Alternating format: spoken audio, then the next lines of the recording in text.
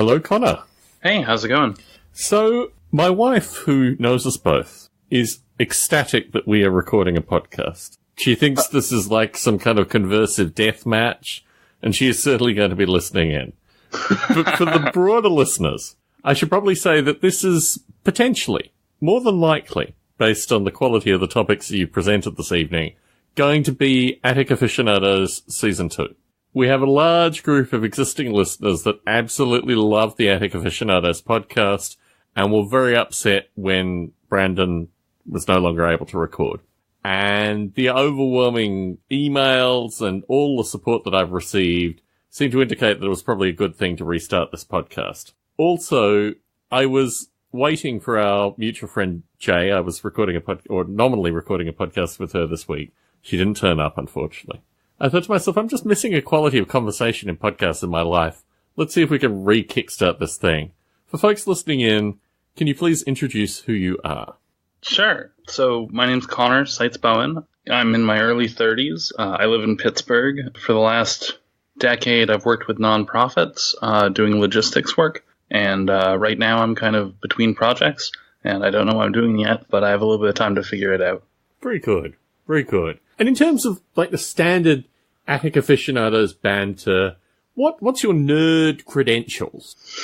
My street cred. Yeah. Okay, so I have some amount of computer nerd cred because my father is a computer scientist and has been since he had to get his undergraduate in math because the computer science department hadn't spun up yet. So he's been in it since the beginning. But I also spent 2 summers working at the Computer History Museum in it's somewhere in the Bay Area. I can't remember the town. Yeah, I'm going there. Is it Mountain View? I think it's Mountain View. I'm pretty sure it's Mountain View. It's an interesting account. I know it's off of the 101. Yeah, which could be anywhere.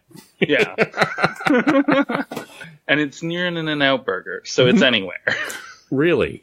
The way I know Connor, to give some introduction to you as well, is you have been a long-time listener to a series of my podcasts. We had the opportunity to meet when you were last in the Bay Area. I've been genuinely frustrated since that you're no longer in the Bay Area because the quality and breadth of conversations that I had with you were particularly good, hence my wife's interest in us doing this podcasting deathmatch. And also, you touch on a number of bases. You haven't touched on role-playing and miniatures and all this other kind of stuff. So why don't we kick that off as a topic? You have a long-standing history in role-playing and sometimes miniatures, sometimes dice.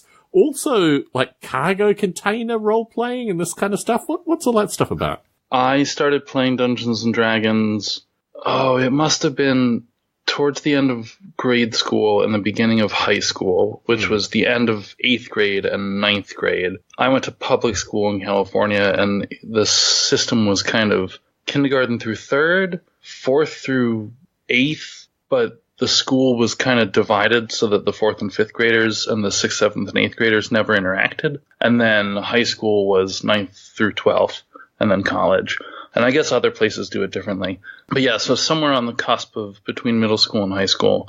And it was right at the end of the books we got originally, my friend Andrew got, and they were 2nd edition. And at first he got them from the library, the Menlo Park Public Library, because that's where I grew up. Not where I was born, but where I grew up was Menlo Park, California. And then he got his own copies. And then 3rd edition came out maybe about 6 months in to the hobby. So I don't quite remember what the dates were then, but that would date right when it was. And then I played all through high school and all through college. So that went through the edition change to 4th edition. I think TSR had collapsed as a company before I started playing, but maybe only by a couple of years. Yeah, an interesting period. I mean, you have down in the notes here, favourite edition. I'm on the cusp of 1st and 2nd edition, and certainly 1st edition is very curious as a rule set, and I still have a 1st edition, what I guess was called basic set, somewhere. But for me, 2nd edition was where it was at because it just had the breadth of possibilities. And I must have played it for about 7 years. I mean, probably from age maybe 5 to 13, that kind of period. I had a series of really curious and eccentric friends which enabled playing Dungeons and Dragons to be really like the kind of lingua franca of my group, like the way in which you established yourself and these kind of things. And I started GMing probably when I was about 10, I think. Maybe somewhere from 7 to 10, I started doing it occasionally, and then I started doing it seriously from 10 on. And these books are very important. I mean, the conclusion of Attic Aficionados Season 1 was me actually traveling to Westchester in Pennsylvania and presenting some of these books to Brandon just to give an introduction to like the raw nerd elements that was the thing that started off me in this trajectory. The things that I loved about D&D initially were the modules. And actually the Monster Manual and the modules, and also I played what was it called? Oriental Adventures? I mean, none of this stuff is politically correct anymore. I'm not even sure how you can talk about second edition Dungeons & Dragons in a modern context. But yeah, just the richness of creating imaginary worlds. I had a friend that I worked with a few years ago that referred to the chainmail bikinis pretty frequently. There was this element to Dungeons & Dragons which was in no way subtle. There was kind of an explicit sexuality that the early folk in TSR talk about as being a major recruiting force. And obviously there's the whole thing that this was potentially demonic, potentially satanic, wide variety of possibilities in there. But most recently, I mean, I went after age about 15, I didn't play D&D at all until the past 18 months where I played it at work. And I've concluded the Dungeons & Dragons game for a variety of reasons. But the main reason actually is I don't really like Dungeons & Dragons. Like, I don't like the system. I think doesn't allow for the kinds of potential and possibilities that I'd like to do through role-playing in general. And certainly in your notes, you talk about a variety of other role-playing games that certainly interested you. I mean, did you fall out of love with D&D at some stage, or what happened associated with that thing? Third edition was an interesting time because Wizards of the Coast was mindful of what had happened in terms of public mindset in the 80s about Dungeons and Dragons. And so, like, the Dungeons and Dragons I played was quite sanitized compared to earlier editions. Because it was made in a different time. It was like the early 2000s. And also, during the sort of third edition period, third-party publishers had free license to print nearly anything, and they did. Enough so that, like, the whole system kind of got away from Wizards of the Coast, and Pathfinder, I guess, is Dungeons & Dragons, except it's not. It came out of that. They kind of let the genie out of the bottle. But I transitioned to 4th edition, and I think everybody hates 4th edition except for me and a few other people. But I like 4th edition because it's the best tactical miniatures game I've ever played. It's not a great role-playing game. Like, it's not really Dungeons & Dragons if Dungeons & Dragons is supposed to have role-playing elements. But if Dungeons & Dragons is a square grid on paper with miniatures in, like, a fight to the death, yeah, 4th edition's amazing. I mean, certainly, for me, miniatures were always a bridge too far in Australia. They were always inaccessible, expensive. I had a small collection, but never enough. That was just the constant kind of crack addiction at the time. For the company D&D game that I played, miniatures were central because they represented how battles were being fought. I mean, they represented any kind of combat and even general movement to give a sense to people of where their character was in a given space and these kind of things. So I think miniatures, for me, historically were connected with other games other than Dungeons & Dragons. Although I used miniatures representatively in Dungeons & Dragons through my GMing, it's only really in the past 18 months playing at work that I've had every single character, every single creature represented in a miniature form as well. And I think that's been relatively important for me just to introduce it to the folks at work, many of whom played Dungeons & Dragons a long time ago, and a few of whom had never played previously. So the role of miniatures has always been interesting, but I also have a really keen fascination to miniatures from the late 70s through to the early 90s, and a wide variety of companies, which is kind of separate for me from D&D, although D&D was a kind of gateway drug or an entryway into this particular thing. And I know you still maintain quite a few miniatures, right? Yeah, so I kept all of them. They were the one. I've moved around a lot over the last decade and downsized and upsized and switched living situations enough times that there's not a lot of things that I have from high school, but I do have like a hardware box of miniatures. And then pretty recently, I realized that I had a bunch of other miniatures, but they didn't fit in the box anymore, and so I just went and got 3 much larger boxes and moved everything into boxes. So I have 3 boxes of miniatures. But the thing I actually have a lot of, which I didn't, it was an unconscious part of the hobby, but one I realize is actually my favorite part, is I have a lot of square-inch terrain tiles printed out or purchased, and the purchased ones are either on like thick cardstock or actually on die-cut cardboard. Yeah, so which are like sort of 2.5 dimensional, I guess, for 3-dimensional terrain. And I mean, I've used recently Dwarven Forge quite extensively. I have actually 3 boxes at arm's length. I took all my original Dwarven Forge to Pennsylvania and passed them on to, nominally, I guess, Brandon, through his daughter.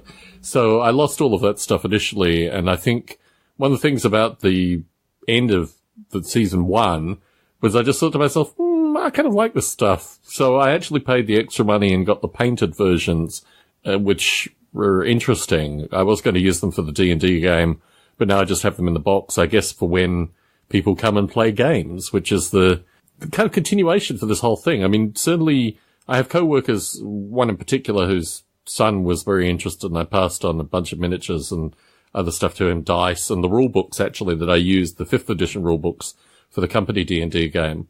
But now my wife does a regular babysitting gig. In fact, that's what she's doing currently. And her friends' kids are of the age where they can be introduced, and they're already nerd kids, you know, but they're of the age where they can be introduced to this kind of stuff, and she thinks that they'd be receptive. And I think that's what I see now with all this stuff, is associated with another generation. Kids that are in their, I don't know, of better than reading age to mid-teenage years, when they have this ability to, you know, create fantasy worlds, and the extra time and the extra, you know, paper and pencils and all the other kinds of stuff that are really critical for this. So I feel there's a degree of social responsibility always with, you know, parent intermediaries or what have you, just to pass on some of this stuff to another generation. You really want to influence young people to think outside the parameters that they're provided. And that was certainly my experience with D&D, was it was about creating very rich, organic environments from a very young age where I could, like, think about political systems, like why are political systems the way they are, read about a series of political systems in the country that I'm going to create, what kind of political hierarchy is going to exist, what kind of schisms, what evil, all these kind of notions which are so central even to, you know, modern day existence. When I was 7 to 10, I was creating worlds that had their own possibilities there. And I think that's really critical for kids to have that ability to think dynamically about not just the way things are, but the way things could possibly be. I mean, was that your experience with playing D&D? I think it was. I think to some extent the Game Master's screen was a little bit like the proscenium at a community theater, right? Like it's this institution that you have at least a little bit of cultural knowledge that you are embodying when you decide to run a game. And you are like creating this world for your friends, or if you're a player in someone else's game, you are, at least hopefully, if you're not a jerk, you're trying to support the shared story that you all are creating together. And that, yeah, there is like a really pro-social quality there that definitely was evident, even though, like, reflecting back on it, my middle school group was mostly some kids that I really stopped hanging out with as soon as high school started, because they were not actually very friendly people, some of them. And the one friendly one went to a different high school, so I just kind of, like, me and him fell out because we just, like, didn't ever interact. I stopped using the Game Master screen when I was about 13, and I remember exactly how it happened. I had a friend who I used to GM for continuously, And we were playing a game with his sister's friends, maybe 15, 16-year-old girls who we were playing with. We did this over a summer. And it became very clear that the girls were very flirtatious through this. And my friend was really angry about this because his sister and his sister's friends were being flirtatious in this game. So there were a series of like really strange and tortured situations that happened through this particular game. But at one stage, he actually physically ripped apart the Game Master screen in front of me. And I remember just looking at him and just thinking, and there were a series of these incidents. He also destroyed some books of mine through this period too. And I stopped using, from that moment on, I never GM'd with a Game Master screen ever again. What I do is actually, almost like a play, rehearse actually with the work one, I have resorted to maps on a couple of occasions, but really it's all from memory. And the thing that I loved about playing D&D at work was actually the numerical memory. You have to remember, like, how many hit points are left on the various creatures, right, as they're killing them, and all this other kinds of strange numerical stuff. But the ability to have floor plans in my head and to map it out either with tiles or what have you. But yeah, there were various techniques that I remember at the times that I changed it. But this one, age 13, in this circumstance, the summer holidays with these girls and my friend, that was the time. From then on, no more Game Master screen. Like, the other thing is it creates a divide which is used historically in the games. And you see for people that still use the screen quite critically. But I actually like to interact. I like not just to walk around, but just to not have a visual block between me and the players. So, you know, it's a style thing, but it's interesting. I mean, when you see these professional GMs and what have you, and they still have the screen up, I always look at them and think, so quaint. I think my style is usually to have, I guess, like if a big GM screen is like a heavy shield, I would have like a buckler. I would have just a little space of mystery, you know, where secret dice get rolled. And it's maybe so like one hand is obscured and they can't quite see what dice I'm picking up. I think there's a technique which I use all the time, which is that you play probability games in your head. So you should be rolling dice in the order of once every couple of minutes or slightly more frequently. I like using D20s, but I occasionally use D12s. I do the same thing, and I always think about, I always have to remind myself, as I do it, I always think about flipping coin fallacy, because when there's a statistics class trick where they have half the class flip coins 100 times and write down heads, tails, heads, tails, heads, tails. And they have the other half of the class pretend to flip coins, but actually just make up a string. Okay, which one are we going to do, heads or tails? Let's do heads this time, then heads again, then tails. And you can instantly tell which ones are random and which ones aren't, because the random ones actually do have 7 or 8 heads in a row. It's interesting. I have a physics degree. I basically did at least the first half of my physics degree with an understanding, and this actually came through high school. In high school, I was part of like a local chemistry team, and we did titration for folks listening in. It's where you mix two substances, and there's a point where the pH level changes of the substances and a special dye turns color. But within that, I worked out the frequency where I could get better titration results manually than the recorded, method could do it, because, again, with probability. So that's an interesting thing, because I think the coin flipping thing is just illustrative that most people can't understand probability in the context as you describe it. But once you realize that probabilistically there are going to be occurrences that, as you say, occur, 7 occurrences in a row, you can actually use that to understand a lot of really quite complicated probabilistic physics as well. And it's interesting, certainly I didn't actually compete in the titration finals. The girl who I was nominally dating at the time won a trip to Switzerland to compete in the titration Olympics, which was extreme at the time. But when I got to university, I carried on this notion that you can actually get better accuracy on experiments, if you understand the experimental method, and you also understand how, not fallacious, how flawed, really, the nature of manual experimentation is. And I think these kind of elements moved, obviously, into my development of simulation. But it's interesting, this linking of statistics, physics in the real world, simulated worlds, all these kind of things are kind of, I don't know, kind of smudged together in my mind. But it's interesting that you mentioned that. I think my earliest exposure to that was, and I think it's because my dad was a computer scientist, when we would go out to dinner, we would usually play cards. And so we would bring cards. But as we played cards, my dad would just ask everyone probability questions as each hand was unfolding. And it was usually either blackjack or 5-card draw. We would usually have one hand be face up on the table, and that would rotate. That was kind of the handicap hand. That was the demonstration hand, so that we could all do this math. And I realize now that I'm describing something that is super unusual. The interesting thing, and this is a story that I tell my professional colleagues, there's a section of my resume that I intentionally removed. Connor's father and I not have worked together, but I have worked on a similar problem space that Connor's father worked on.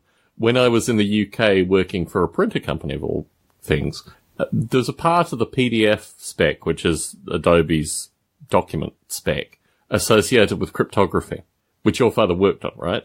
Yeah, I think he did the digital signatures and Certainly. making sure that they were actually tied to the PDF in a pretty strict way. I thought he was actually the secondary stuff, which is associated with the actual cryptography. He might have been, but I think when he was doing that, I was maybe 10 or 11, and so I wasn't getting real explanations. My suspicion is I may have had this conversation with your father.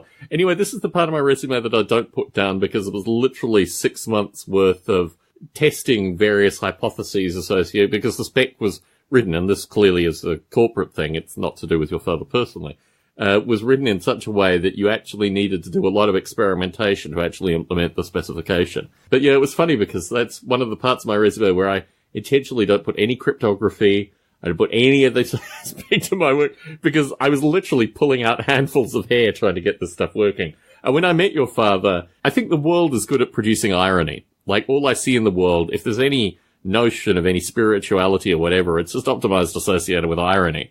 And when I met your father, I thought this is a perfect circle, because this was the part of my career where I just thought there must be a human being actually creating this stuff, which is causing me just such an embodiment of frustration.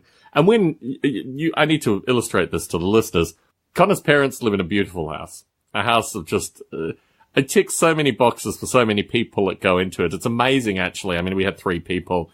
Jay, Michelle, and I went to the house. We all like different parts of the house, but we all really like the house. So to wander around Connor's family home and to get a sense that this was in part created through the part of the PDF spec that had caused me, it was actually literally probably one of the reasons that I felt most comfortable with leaving the UK. We were in a beautiful part of the UK. It was absolutely wonderful. The work wasn't particularly great. But through that period of time, Michelle's parents were getting ill, and I was working on this aspect of the PDF spec. And it was just like, this is a good excuse to leave the UK.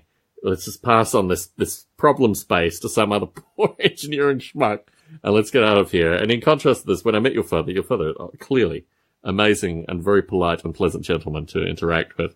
But I just look back in great irony of this one part of my life implementing this one spec. So Connor and I have a few levels of communication, a few levels of insight, and a few levels of background. But I wanted to talk, actually, you put down MechWarrior. Yeah. So I played MechWarrior, the board game, or not board game, the pen and paper game, with the very large rulebook, and it takes a long time to adjudicate if you don't really know what you're doing. I think I ended up we played through, I can't remember how the years were numbered, but we played through some minor part of the main set of campaigns within the classic MechWarrior world. We started on mining colonies, and eventually there were missions in a world full of skyscrapers. That was just prior to Dungeons and Dragons. So interesting. Yeah. Interesting. Yeah, for me, Mech came through Robotech and Zentradi, and I'm looking up here. One of the things that I did do at the New Jersey Toy Con was actually buy a human motorcycle kind of robot combination, which comes not from Macross, but from the other thing that contributes to Robotech. So the notion of mechs, and particularly large human-piloted robot-like creatures, initially came to me through Robotech, but then obviously also MechWarrior and all the related, I mean, there were so many kind of sub-genre aspects to that thing.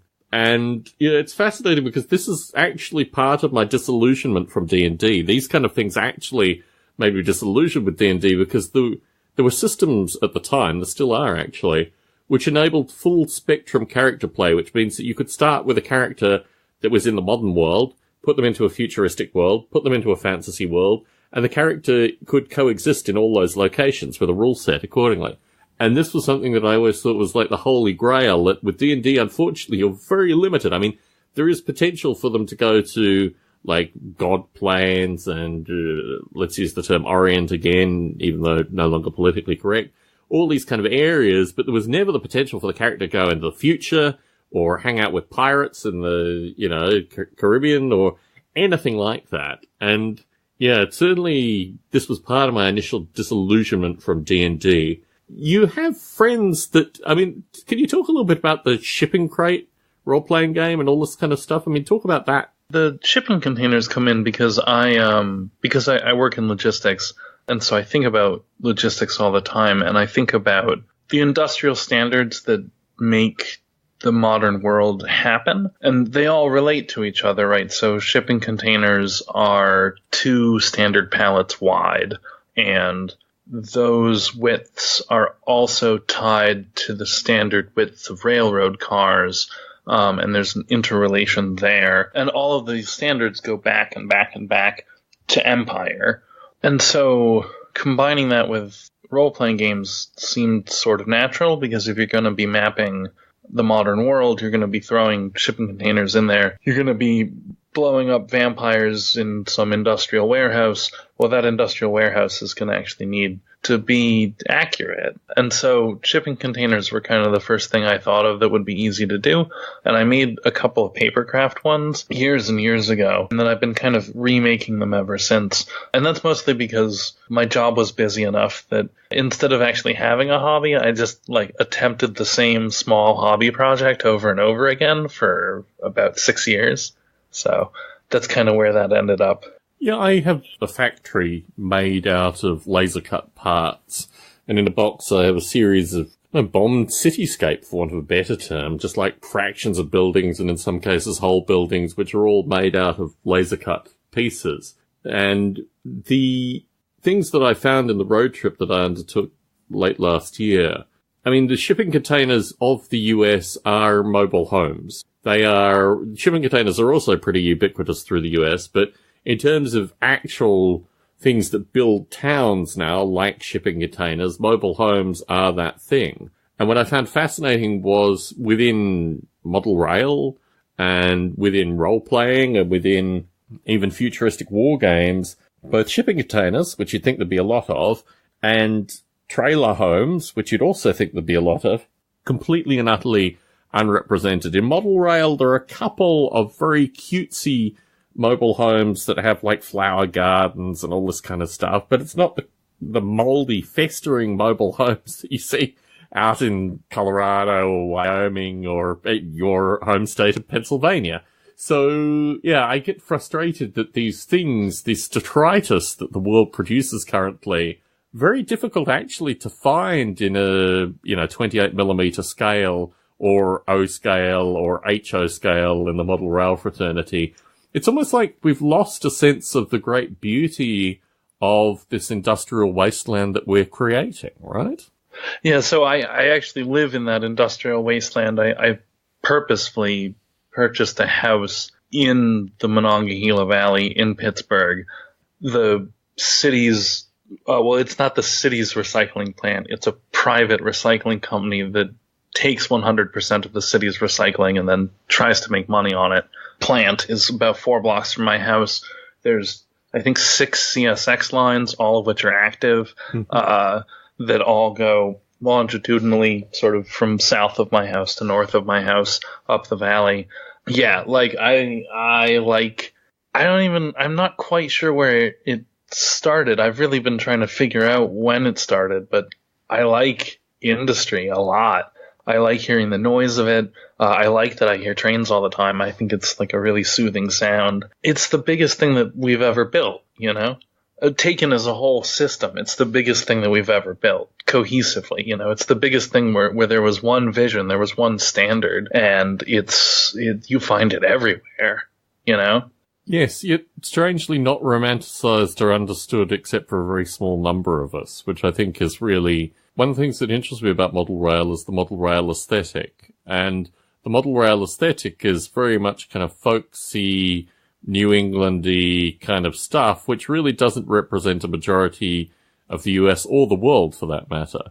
There are Puritans, and actually what's interesting is the folks that demand extreme realism in industry, most of them don't live in the US. I mean, it's interesting that model rail in the US is a folksy thing, whereas the folks that are really interested in high detail industry stuff are typically in Europe and now increasingly on mainland China and places like Hong Kong and Taiwan. As you say, the ubiquity of shipping containers and these kind of things just lends them to, you know, adding these elements to their models in quite extreme ways in some circumstances.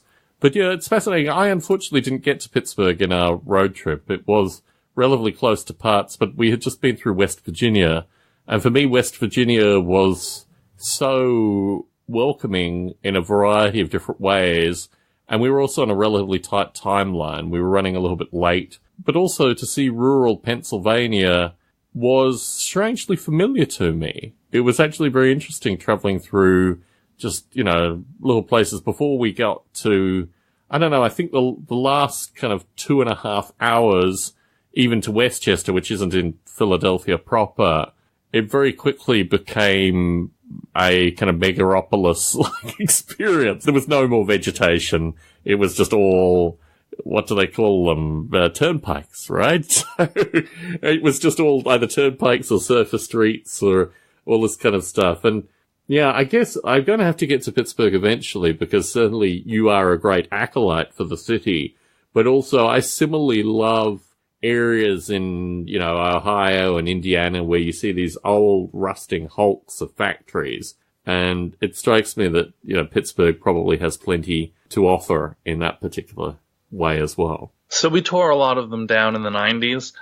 There are a couple of salient ones that are still around, and certainly if you allow for an hour driving in any given direction, there's a lot. Within an hour of driving from Pittsburgh, you can get to the edge of West Virginia and the edge of Ohio. You can get about halfway to the closest part of Maryland. So you can get into some of the other 2 states you mentioned if you allow for that. But yeah, no, there's a lot. And certainly the drive across Pennsylvania is so... You go through about 5 or 6 different geographic regions, and those really inform the way that we've built out those different parts of the state. And they're a little bit like, at a much more local level, the term would be like an ecotone, a different piece of the landscape that has been grown differently, or different things are growing in it, you know? Certainly this trip has reiterated how some of the states are defined by the geography.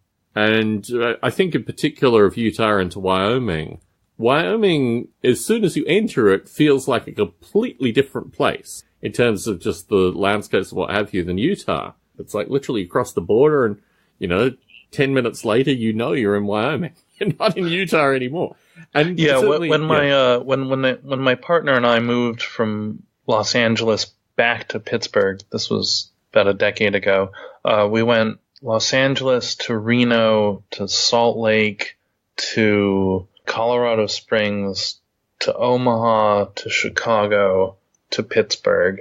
So I think we actually did a bunch of your guys' drive on that drive. But yeah, I distinctly remember like leaving Salt Lake, going up in elevation quite a bit, and then the state border was there, and then suddenly the landscape was totally different. That's one of the amazing things about this country. The diversity of landscape is very, very real. But I wanted to talk a little bit, speaking of diversity of landscape. You put down scouting as a topic to discuss, and I absolutely love opining on scouting. But in terms of your experience scouting, what did you do? How long were you a scout? What were your experiences? So I was a scout, I guess, from when I was about 9 until maybe 13, maybe 12. And I was a scout with my friend Nick. And then Nick moved away in 6th grade? No, at the end of 6th grade. It must have been sort of 4th through 6th grade. The local troop met at a church, which I think was either non-denominational or Episcopalian, but like California Episcopalian. In terms of camping and these kind of things, I mean, what were your scouting experiences, aside from just meeting in a hall? Yeah. A lot of it was merit badges, but there were a couple of big camping events. We did, I think, troop level events. Wait, oh man, it's been so long.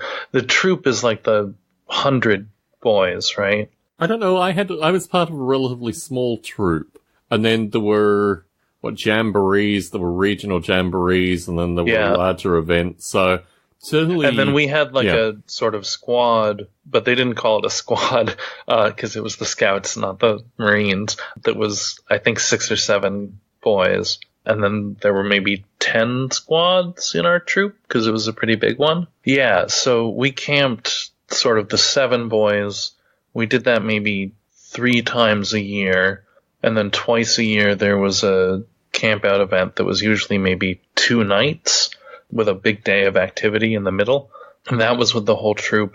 And that was usually at either in like state land or at, I guess there must have been private campgrounds that kind of catered to this. And then there was a jamboree that was at, I can't remember where it was. It was south of the bay, about 3.5 hours. It was in a bunch of redwoods. And we went there the year after a very, very large, famous structure that had been built over the course of about 20 years had collapsed and killed a kid. And so they had torn the whole thing down. So we were the first troop to not experience the super dangerous wood structure. Interesting.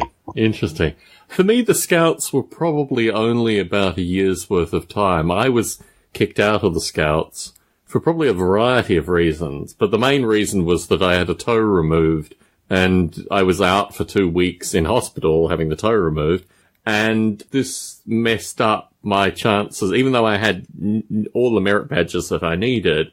For whatever reason, the parents just decided that ran the Scouts that I wasn't going to become, I think, a sixer so I wasn't going to be like the lieutenant of the group. And all my friends became the lieutenants and all the young boys came in, and I just thought, nuts to this. But I had a friend who continued on with scouting, and I would go to some of the campouts with him. I did also what is called the Duke of Edinburgh, a man who is still alive, a very curious character, the Duke of Edinburgh Awards, which meant that in high school I did basically scouting-related stuff. The best thing about the Duke of Edinburgh thing was it was co-educational. So you had basically teenage boys and teenage girls in tents together, which, as far as I'm concerned, should be compulsory.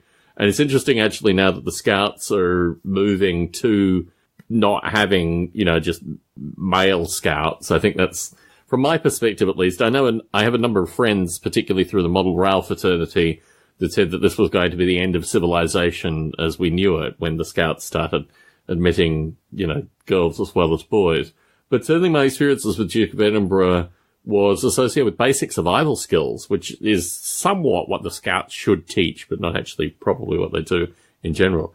A lot of, making campfires from nothing, creating drinking water, lots and lots of trekking, lots of compass movements, and all the kind of fun stuff that really you should get through the Scouts. But for me, the Scouts, and I've actually substantially reduced my number of scouting books, but for the longest period of time, collecting scouting books was a kind of adult incarnation of the Scouts for me. And I think you have a similar interest in scouting books. I had a similar experience in Scouts of there wasn't really too much about survival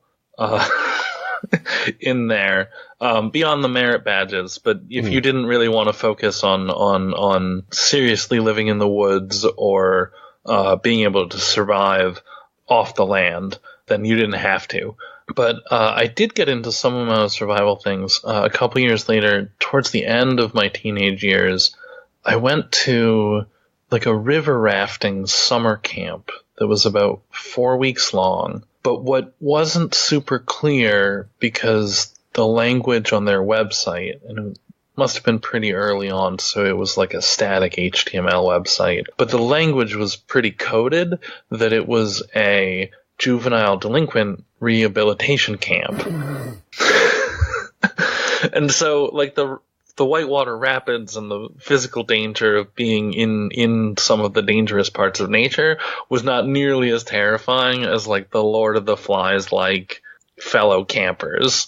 But it also, thinking back on it, so the counselors were all going to UC Santa Cruz. And I remember this really distinctly because while we were driving around Northern California, at some point we pulled the van into a gas station, and one of the counselors used a payphone to call into the PBX system at UC Santa Cruz and register for her classes for the fall. But the people who ran the camp were a volunteer firefighter who was a Vietnam vet and his, like, ex-Marine buddies who just ran this camp and were hard asses when the kids were around, and I think drank a lot of beer when they weren't. The kids facilitated the beer, right? The kids basically paid for the beer.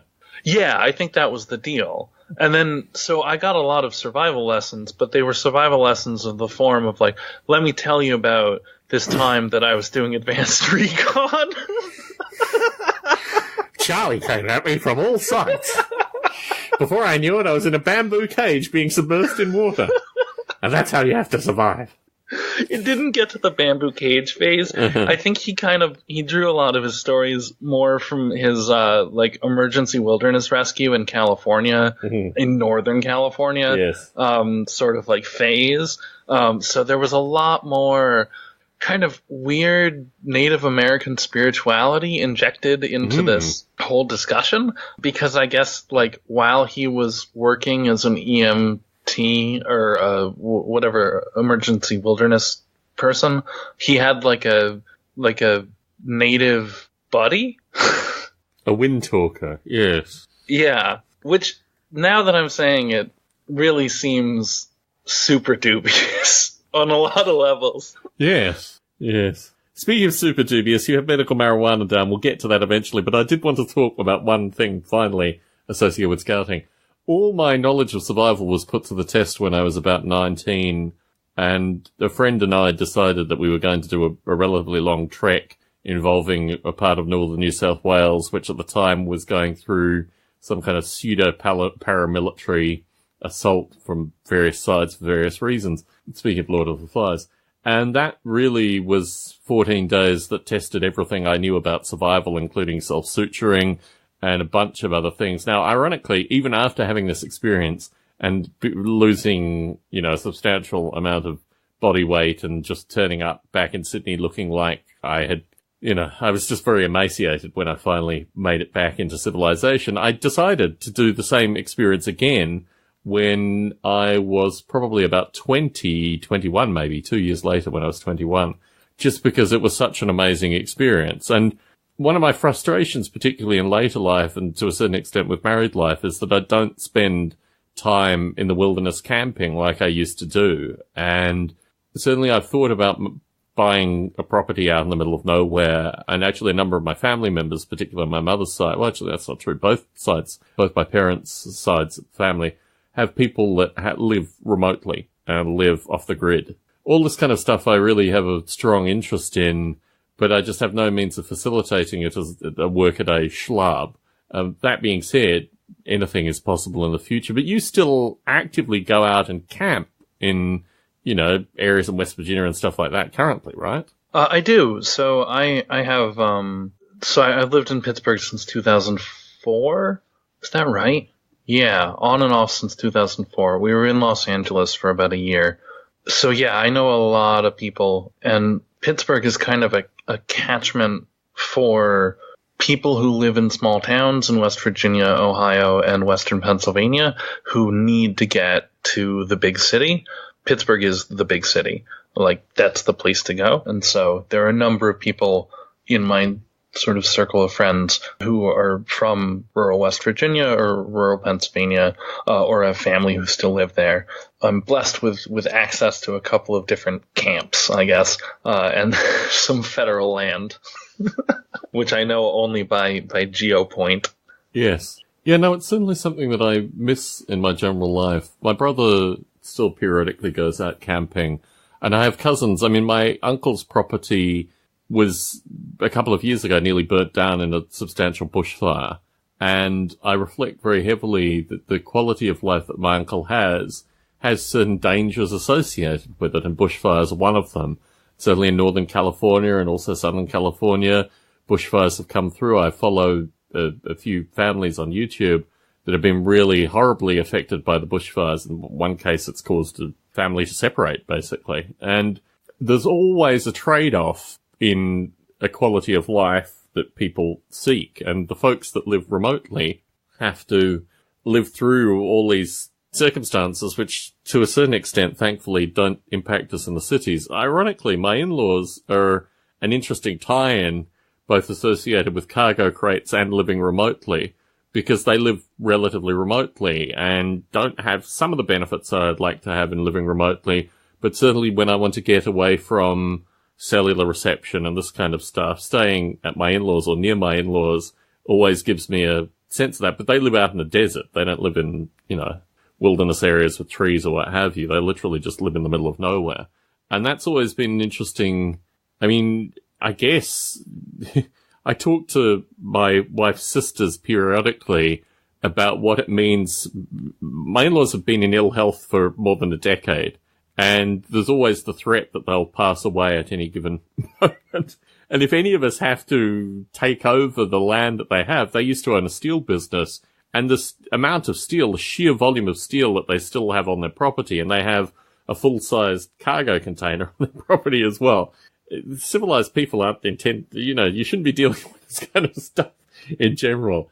So yeah, it's interesting, the whole living remotely and all the additional things that come through it, not always in forested areas, but sometimes in the middle of the desert as well. My biggest familiarity with the rural areas in Pennsylvania comes from the years that I worked at the Pittsburgh Food Bank, which serves this big 11-county region that goes all the way out to Johnstown, all the way north up to Newcastle, and all the way down to the southernmost tip of the state, down in Greene County. And so the program I ran was these large-scale produce distributions. But so we would go out and give produce away to 500 families, 800 families, depending on the location. And so I talked to a lot of people who lived very, very remotely. And I asked them a lot of questions about where they were getting their food, what kind of food they were getting, because it's not like people who are getting food assistance just get food assistance and don't get food elsewhere. The food assistance is the 4 or 5 days worth of food that gets them from like day 27 to day 1 of the next month, when like the paycheck hits or when the EBT balance refreshes. It is an interesting country in that regard.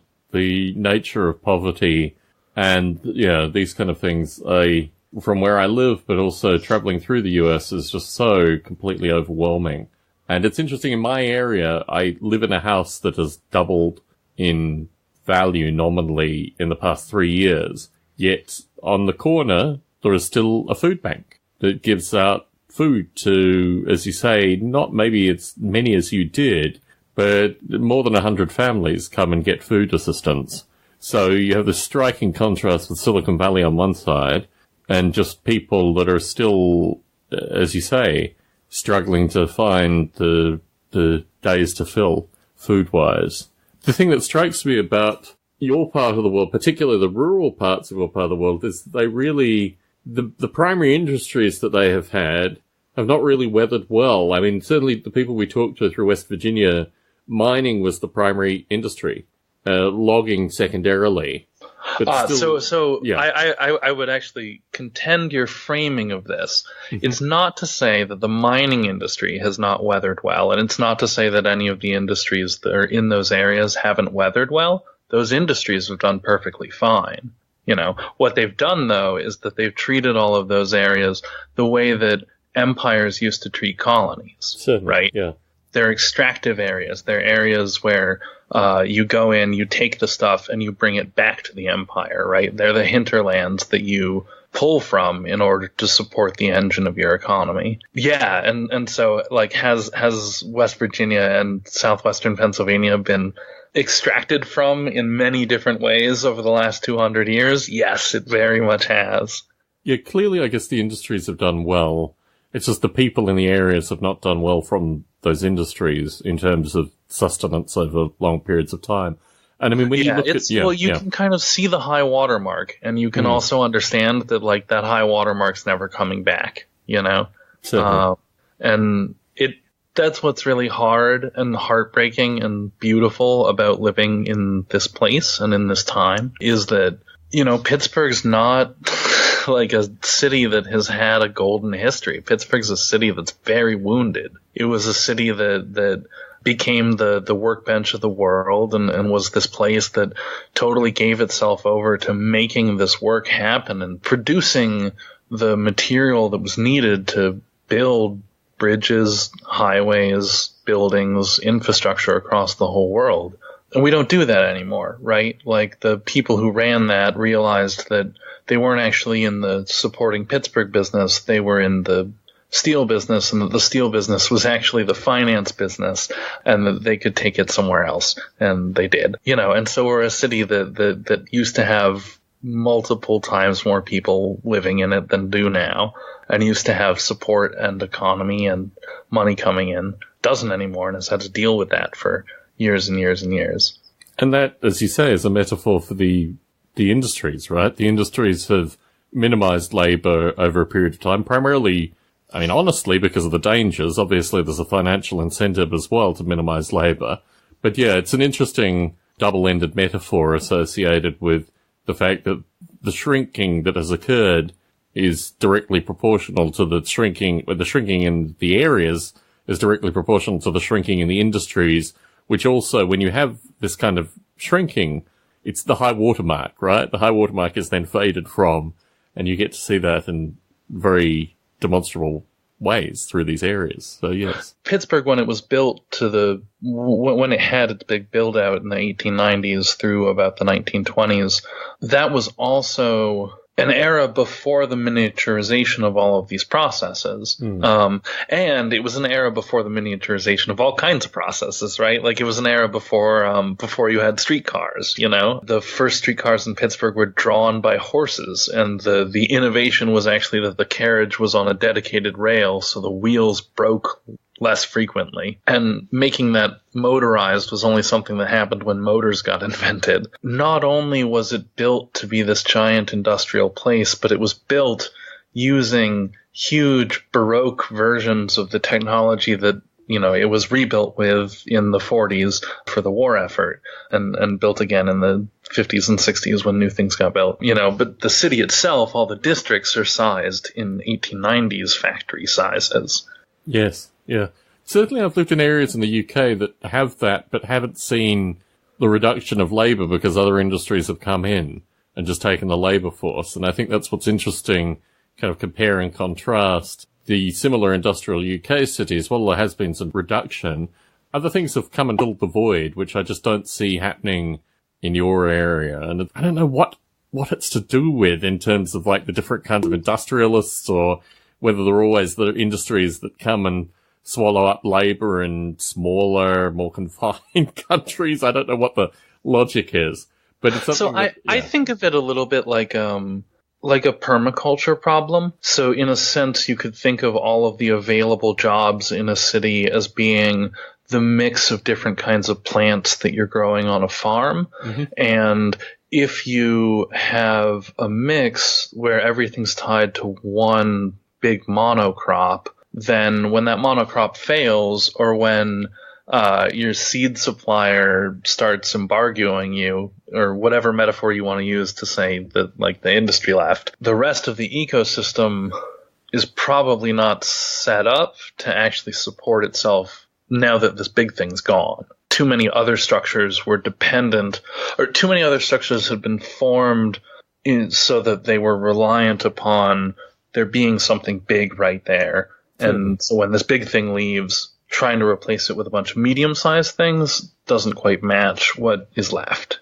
And this actually vends perfectly into, I think, what will be the final topic for this evening, which for the longest time actually was on my list of notes for Attic Aficionados with my discussion with Brandon, and that's associated with the changes that Pennsylvania has seen with regards to what's loosely called medical marijuana.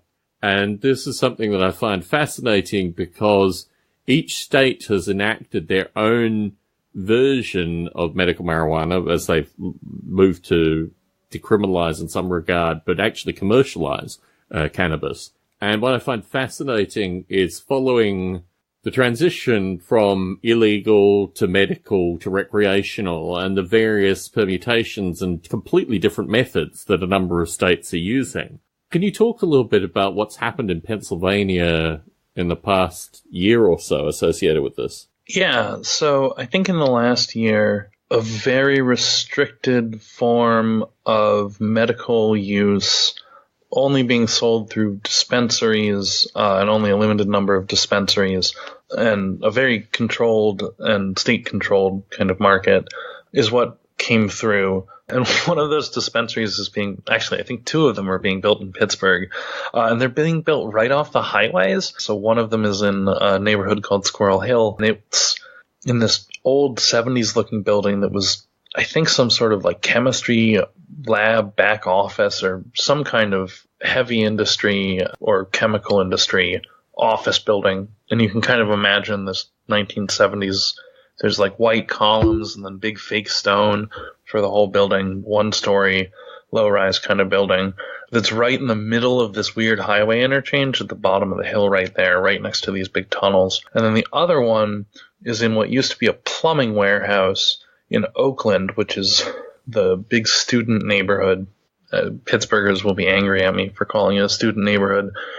It's a neighborhood that has multiple universities and a large amount of student population, but there are people who live there, god damn it. Yes. And they'll tell you.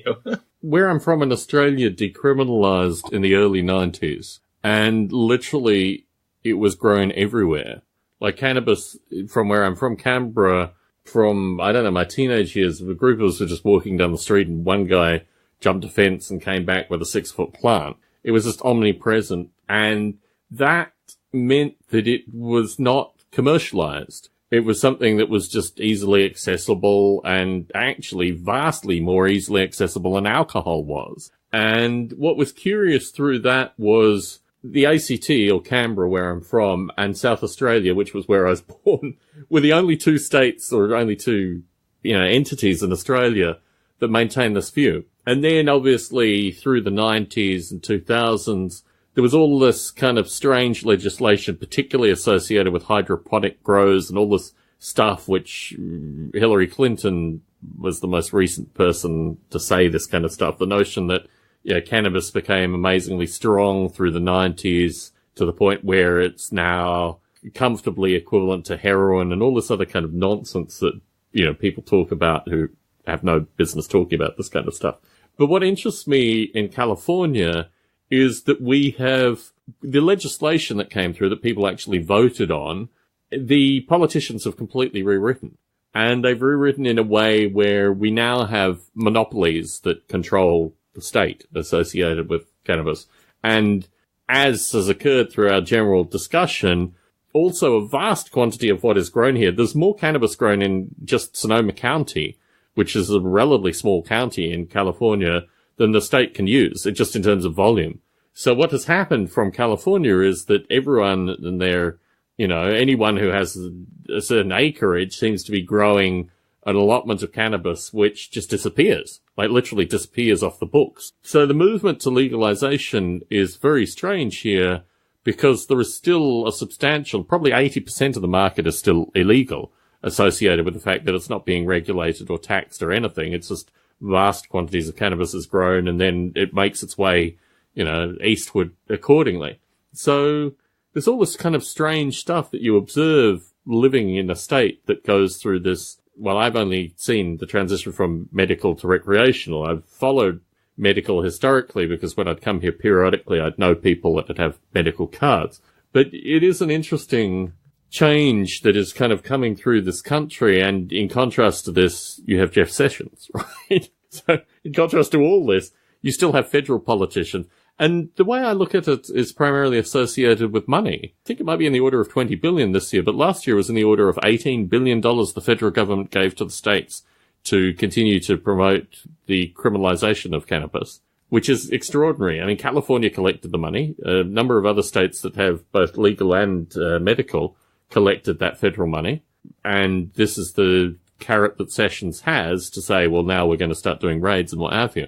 And in contrast to this, the states that had legal and even to a lesser extent medical were able to make revenue. I mean, the states that were legal were able to make revenue far in excess of what they got from the federal government associated with the illegality.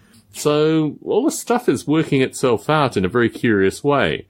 And culturally, I come from a place where it's like basil or tomatoes or, I mean, the whole notion that cannabis is the sin in this country that is taxed and regulated and, people pay $60 to $100 a gram for certain things now associated with legal. I mean, it's all really just completely crazy and all associated with just maximizing the money that's being taken out of this thing. But in parallel to this, they've not been able to get the wine drinkers or anything like that. Like the whole notion that decriminalization, well, medical and then commercialization, recreation, what have you, would bring in new cannabis customers is not the case. Like it's increased maybe 5%, but not as dramatically as people had hoped. What you find is just that they make medical harder to access and the medical patients will pay more to get the legal stuff. And then there will be a few people that go out and get the legal stuff, but they're not converting wine drinkers. There's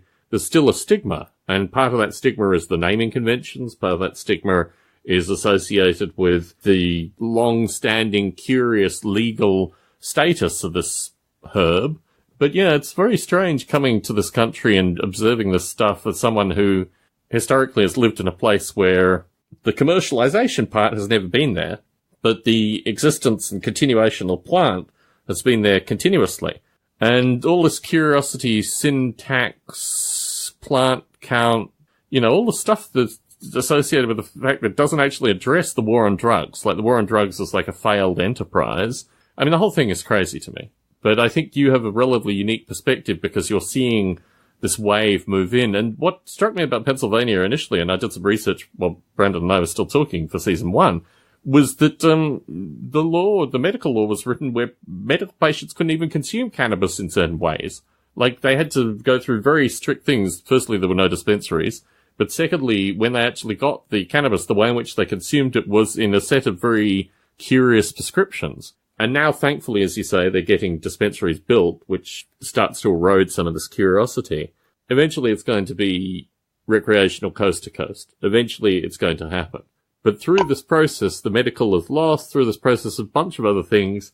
It's just all strange that legislatures are controlling so much of this thing that the underlying element of the fact that this is just a plant which literally grows like a weed, it's all lost in this whole thing. So you have a relatively unique perspective. And certainly, it was surprising to me that these laws have moved forward in Pennsylvania at all, given the stance that the state takes on alcohol, which is that, well, there's been a revolution in the last 2 years, so this is different. But for the most part, if you're buying wine or hard liquor, you're buying it at a state store. And if you're buying beer, up until recently when these laws were relaxed, if you were buying a case, you had to buy it from like a package store or beer distributor. And if you were buying less than a case, you had to buy it from either a bar, which if you had a bar with a full liquor license, you got an off license to sell beer as well, or like a pizza parlor, that had purchased a beer license to sell beer with their pizza, which I think also forced them to build a tiny liquor bar. So there are a lot of pizza places that have just sort of about 4 feet worth of bar, maybe like 6 bottles, which is crazy. And then there are a couple of counties that have blue laws, so you can't sell on Sundays. And I think there are some dry townships, there are some dry counties. It's this whole patchwork. And so it's crazy to me that actually, like, this plant that's been illegal for however many decades became at least a little bit legal at all, because Harrisburg is so far behind the times and so unable to get legislation moving forward very well at all. In contrast to tobacco, where Pennsylvania has some of the most relaxed tobacco laws in the nation and the lowest taxation of tobacco, I think, of all the states. But again, I regularly say this, sometimes jokingly, sometimes seriously, to my more conservative friends. The founding fathers had all this stuff written out, right? You basically are supposed to live in the state that represents your views, and there will be a diversity of states with a diversity of views, and you should just move your happy little ass, which I use occasionally when I describe this, to the state that agrees with your various political stances. And thankfully, there's a sufficient number in the Union that people can find their states, because obviously everyone moves freely in the United States. Yeah, and that is a dubious claim. I think that it's in some ways easier than ever to do that moving. Certainly if you're going to a major city and you have a little bit of money, you can just show up somewhere and like order a bunch of clothing off Amazon. Worst comes to worst, we have a giant global supply chain, and whatever material deficit you have as you move from city to city, like you could order a new one, which is crazy. The cost of clothing in the US is particularly cheap, certainly compared to the UK and Australia. And one of the things about moving here is that when you relocate, not just clothing, I mean, Walmart enables you to get a full set of infrastructure, telephone, bedding, this kind of stuff, very, very cheaply. When we did the same in the UK, we literally spent thousands of pounds just buying basic home items because there was no equivalent to Walmart. Whereas here, maybe $500 at most got us a telephone, bedding, everything we needed, even basic plastic shelving to kind of set up. And I think these costs in the US are very different. Now, you're right, there is Amazon, but Amazon internationally is very, very different. And try to get an American package into Australia, you will see some very extraordinary things. There's protectionism and the EU also provides this kind of protectionism. I think the official Tom Barbalet meme for that is, "This ain't the world, son." This is New South Wales, yes. And with that, I think we can probably conclude this particular recording. Connor, it's been a real pleasure to record with you this evening. We will see how the fans react. This is the danger associated with taking an existing podcast with clearly 2 hosts of different perspective and then creating a season 2 with a new co-host. So we will listen to the fans associated with this. I know there was a number of requests for Artweb's father, Lee Webb. I know Art quite well. He has a young family. He has basically the same issues that Brandon had associated with recording, plus the fact that Art and I know each other socially. And Lee, I did reach out to, didn't get a response from him. So that thing, sailed off onto the sunset. But what we will do here, Connor, is we will get feedback from the listeners, maybe topics, maybe ideas. We'll float this thing out there. But I think there were just so many people that wanted this Attic Aficionados thing to continue, maybe deeper dives into more nerd hobbies. I got a bunch of vinyl, for example, in front of me. There's a lot of stuff we could talk about potentially in season 2. Thank you for being such a sport and coming on and recording. And hopefully we can do this thing in a semi-regular fashion going forward. Sure, it was my pleasure. I'll talk to you soon. Take care.